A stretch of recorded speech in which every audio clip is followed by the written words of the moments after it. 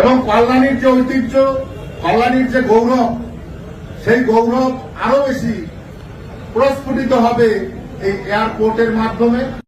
State government যদি আমাদের সহযোগিতা নাও করে, তাও আমরা বিকল্প পথ দিয়ে এই এয়ারপোর্ট আমরা গড়ে তুলব। আজকে কথা বললাম এখানে।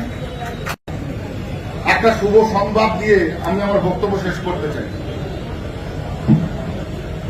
আমি এই জিনিসটাকে লুকিয়ে করেছি এই কারণেই যে আগে যদি পাবলিশড হয় তাহলে এই কাজটা সম্পন্ন হবে না, কিন্তু আজকে বলতে বাধ্য হচ্ছে।